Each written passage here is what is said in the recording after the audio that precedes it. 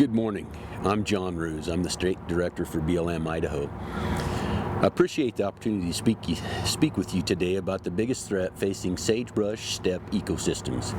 The increasing frequency of large and severe wildfires, in combination with the invasion of annual grasses and some of the actions we're taking to address it. You play a very important role in helping the public to understand this issue. So today, wildfires are the biggest threat to the sagebrush steppe ecosystem. While fire has always been a part of this ecosystem, the wildfires we've been seeing over the past 15 to 20 years are different than the average wildfire that we had in the Great Basin in the 1970s or 80s. Today's fires are occurring far more frequently. They spread amazingly fast and get way larger than they did just 15 to 20 years ago. In short, the fire regime has changed. This threat to sagebrush steppe ecosystems hangs like an ugly shadow over the working landscapes that people depend on for their livelihoods and recreation. And it's grave news for an ecosystem that provides habitat for species such as the greater sage-grouse and more than 350 other plant and wildlife species. There are lots of statistics to back this up. Let's focus right now on the Great Basin region. The Great Basin includes roughly 130 million acres, and it has a significant amount of the remaining high-quality intact sagebrush landscape in North America. This region includes parts of Idaho, Oregon, Washington, California, Nevada, and Utah. Historically, wildfires burned in this ecosystem every 30 to 200 years. There is quite a range there. Now, some areas in the Great Basin burn approximately every 5 to 7 years. Over the last decade, an average of approximately 2,500 wildfires have burned an average of over 900,000 acres across all jurisdictions within the Great Basin each year. In this region and others, wildfires burning more than 100,000 acres have become common. Last summer, the Martin Fire on the BLM Winnemucca district, where I once served as the district fire management officer, burned more than 435,000 acres.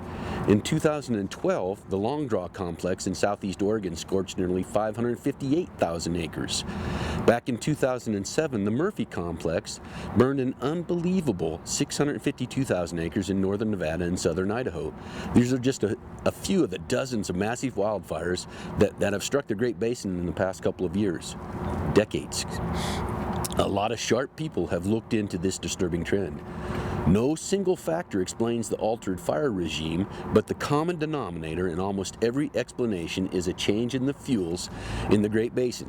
What has changed is the spread of invasive annual species. One of the most problematic invasive species is cheatgrass.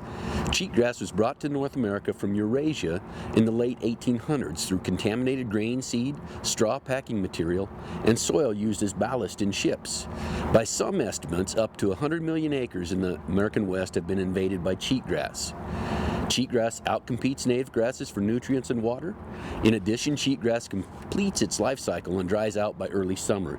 And an example of that, the cheatgrass has the ability that no matter what this growing season is, that it's going to produce one viable seed every year at a minimum.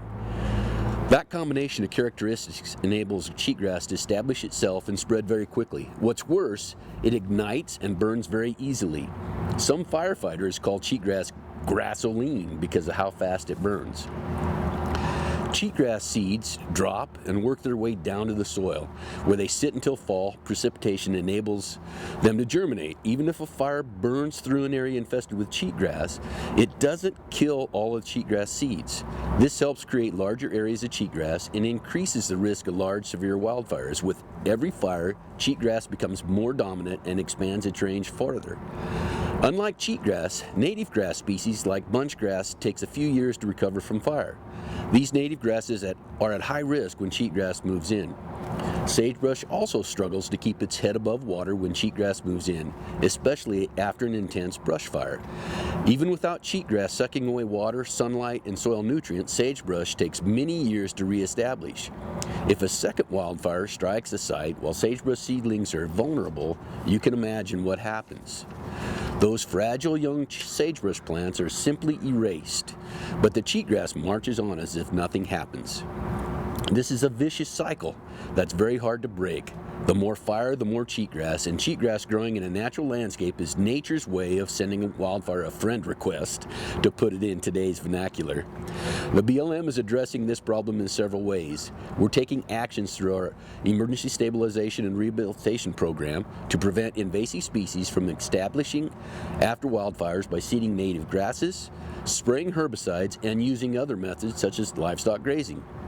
However, it's very difficult to do that on a large enough scale and with limited funding to have an impact given the number and frequency of large, severe wildfires that we're seeing now.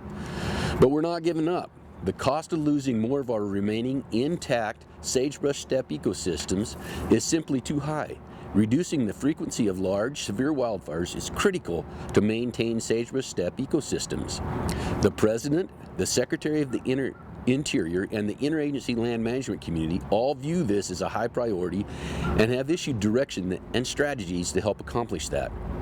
The BLM is taking three main actions to implement the direction and the strategies. First, we are continuing to focus on preventing human-caused wildfires through information and education campaigns. Recreationists accidentally start a number of wildfires in sagebrush steppe ecosystems by using equipment like ATVs that generate sparks, by target shooting, and by leaving campfires unattended. Second, we are taking actions to enhance our ability to suppress fires in sagebrush steppe ecosystems as quickly as possible while they're still small.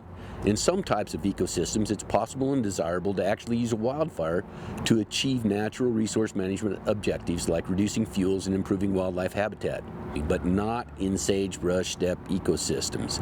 We have a limited amount of high-quality intact sagebrush steppe landscapes, and any fire burning through creates conditions for the further spread of invasives.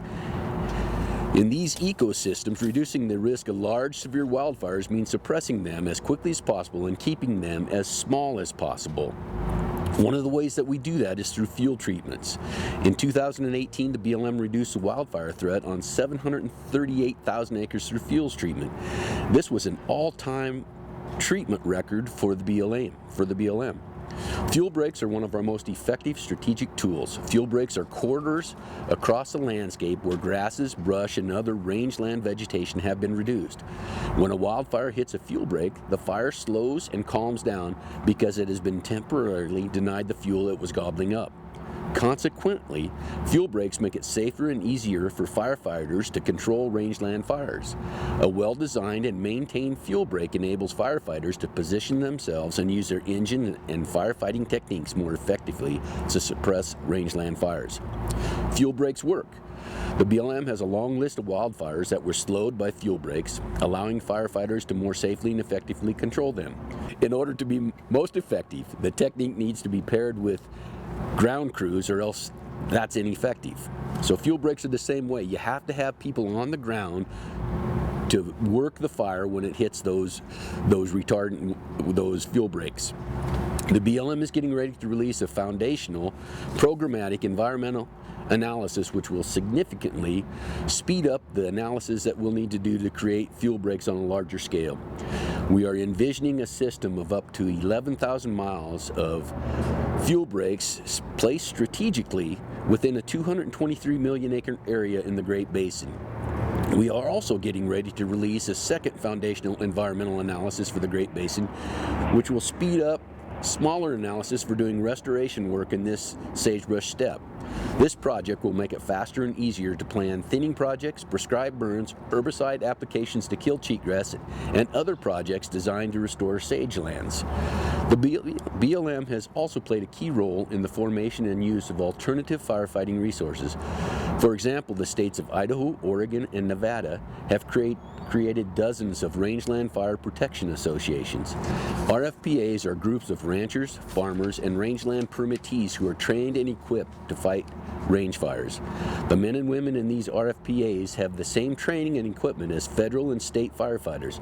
Unlike federal and state firefighters, however, RFPA firefighters are usually a lot closer to the new fires that start on the rangelands.